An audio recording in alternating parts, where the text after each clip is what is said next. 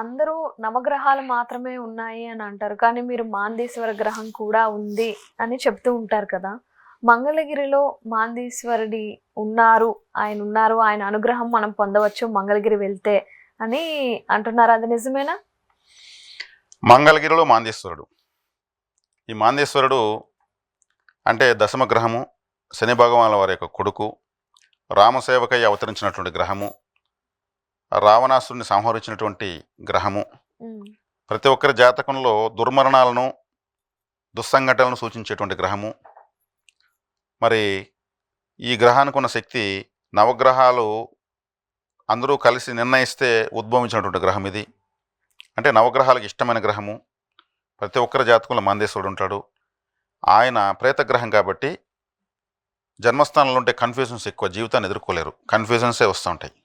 ద్వితీయ స్థానంలో ఉంటే కుటుంబంలో తడబాట్లు, కుటుంబంలో దుర్మానాలు జరుగుతాయి. తృతీయ స్థానంలో ఉంటే చేసే ప్రయత్నాలు ఏమి సఫలీకృతం కావు, ప్రేతకర్మ ఉంటుంది. చతుర్థంలో ఉంటే తల్లికి సంబంధించినటువంటి పిన్ని, పెద్దమ్మ, తల్లికి సంబంధించిన అన్నదమ్ములు, వాళ్ళలో దుర్మరణాలు జరుగుతాయి. అప్పుడు ఈజీగా చెప్పచ్చు, మీ మీ మేనత్తలు, మేనమామలు, పిన్నీలు, పెద్దమ్మలు ఎవరన్నా దుర్మరణం పాలైంటారని. పంచమ స్థానంలో ఉంటే అభాషణలు అవుతాయి. మొదటి సంతానము అభాషణ అయిపోవచ్చు, లేదా పుడతానే చనిపోవచ్చు, లేదంటే పిల్లలే కలకపోవచ్చు. అంటే పంచమ స్థానంలో ఉంటే.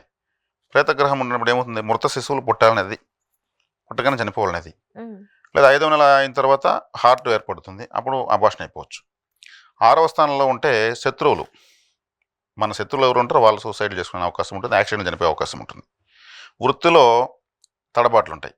అంటే ప్రతి స్థానానికి దాని కారకత్వాన్ని డ్యామేజ్ చేస్తుంది కదా. ఇప్పుడు నేను చెప్తాను వివరం. 12 స్థానాలు ఎక్కడున్నా మాంది గ్రహము ఎక్కడుంటే అక్కడ తన ముందున్న స్థానాన్ని, తన ఉన్న స్థానాన్ని, తన వెనకున్న స్థానాన్ని, 3 స్థానాలను బలహీనం చేస్తుంది.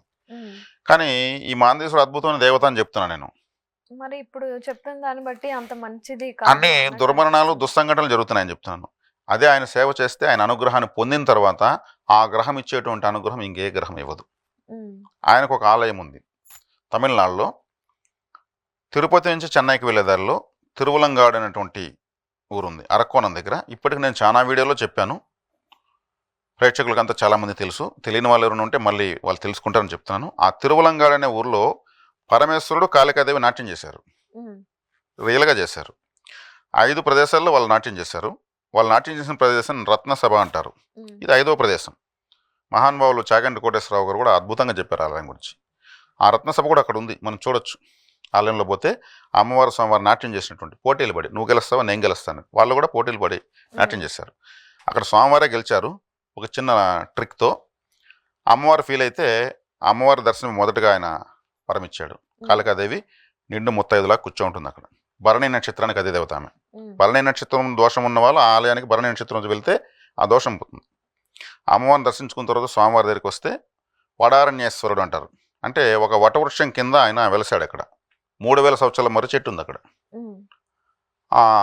ఆయన యొక్క సేవ మాందేశ్వరుడు చేశాడు. ఆయనకి ఏదో కష్టం వస్తే అప్పుడు ఈ వడారణ్యేశ్వర స్వామిని ఎవరు దర్శించుకుని సేవ చేస్తారో వారికి మాంది యొక్క అనుగ్రహం ఉంటుందని వరమిచ్చాడు. ప్రతి శనివారం ఆయనకి ఇక్కడ ఆరాధనలు జరుగుతాయి. 1600 రూపాయలు కడితే గోత్రనామాలు, నక్షత్రాలు తెలుసుకొని అక్కడ అర్చన, సంకల్పాలు చెప్పి చేస్తారు. మిరియాల పొడి, పెప్పర్ రైస్ ఇస్తారు ప్రసాదంగా, దాన్ని తినేయాలి అక్కడే. పచ్చకర్పూరంతో వేసినటువంటి పంచామృతం ఇస్తారు, అది మనం ఇంటికి తెచ్చుకొని తినచ్చు. వడలు ఇస్తారు, కొబ్బరికాయలు ఇస్తారు. స్వామివారి యొక్క వాహనం బల్లి. మన ఇంట్లో ఉంటుంది కదా బల్లి, మాందేశ్వరుడు యొక్క వాహనం. ఆయన యొక్క ఆయుధం గొడ్డలి. పరశురాముడి తర్వాత గొడ్డలి ఆయుధంగా కలిగినటువంటి దేవత ఆయన. ఆయనకు ఆలయం ఉంది, ఆయనకు వాహనం ఉంది, ఆయనకు ఆయుధం ఉంది. ఆయనకు శనేశ్వరుడు తండ్రి. ఆయన పుట్టడానికి ఒక కారణం ఉంది. రావణాసురునే పొట్టజీలి చంపాడు ఆయన రాముడు బాణంలో చేరి. ఆయన తమిళనాడులో ఆయనకు ఆలయమే ఉంది. ఇన్ని ఆధారాలు ఉన్నప్పుడు ఆ గ్రహానికి జ్యోతిష్ శాస్త్రంలో ఎంత శక్తి ఉంటుంది. కాబట్టి అక్కడికి వెళ్ళొస్తే మాంది గ్రహం యొక్క అనుగ్రహం ప్రారంభమవుతుంది. ఇంకా కాని పని అంటూ లేదు. నేను ఈరోజు గర్వంగా చెప్పుకుంటాను ఈ విషయం మాత్రం. జ్యోతిష్ శాస్త్రంలో ఈ స్థాయిలో 4 మాటలు చెప్పగలుగుతున్నట్టే నాకు మాందేశ్వరుడు అనుగ్రహమే. ఆయన అనుగ్రహంతో ఇప్పటికి నేను 5 సార్లు వెళ్ళాను. నేను ఇంకా కూడా వెళ్తాను. రేపు శనివారము, అంటే ఈరోజు 7, రేపు 8వ తేదీ. చాలామంది ఇప్పుడు బయలుదేరుతున్నారు తెలంగాణ, ఆంధ్ర ప్రాంతాల నుంచి. నాకు మెసేజ్ చాటింగ్ చేస్తారు, అక్కడికి వెళ్ళి ఫోటోలు తీస్తారు, నాకు చెప్తారు, సో మేము వచ్చాము. ఇక్కడ వైజాగ్ నుంచి వచ్చారు, బందర్ నుంచి వచ్చారు, కరీంనగర్ నుంచి వచ్చారని అన్ని ప్రాంతాల నుంచి వెళ్తున్నారు, అవును. చేసుకుని ఆయన యొక్క ఆశీర్వాదం పొందుతున్నారు. అంటే దుస్సంఘటనలు ఆగుతాయంటే అంతమించిన ఆనందం ఏముంది? అంతే కదా. దుర్మరణాలు ఆగుతాయంటే అంతమించినటువంటి అనుగ్రహం ఏముంది? కాబట్టి మాందేశ్వరుడు అసామాన్యమైన దేవత. ఆయనను మంగళగిరిలో ప్రతిష్ఠించడం జరిగింది మన తెలుగు రాష్ట్రాల వారికి అనుకూలంగా. అక్కడ ఎంఎస్ఆర్ ఫౌండేషన్ అనేసి ఆయన ఎండి సాయి సుధాకర్ నాయుడు సారు వాళ్ళు ఆ దంపతులు వెళ్ళి అక్కడ దర్శనం చేసుకుని వచ్చి శ్మశానంలో ప్రతిష్ఠించారు. జనవరి 25వ తేదీ ప్రతిష్టాపన కార్యక్రమం నేను కుటుంబ సమేతంగా వెళ్ళాను. ఆ శ్మశానము బృందావనం లాగా ఉంది. శ్మశానం అంటే భయపడతారు అందరూ. ఒకవైపు శవాలు కాలుతూ ఉంటాయి, ఇంకోవైపు ఏడుస్తుంటారు, ఇట్లంతా ఉంటుంది. అక్కడికి పోతే ఒక అద్భుతమైనటువంటి గార్డెన్లోకి వెళ్ళినట్టు ఉంటుంది. చక్కగా స్వామివారిని శివలింగ రూపంలో ప్రతిష్ఠించడం జరిగింది. జనాలు తండోపతండాలకు రావడం ప్రారంభించారు. తెలుగు రాష్ట్ర ప్రజలు కూడా మంగళగిరికి వెళ్ళొచ్చు.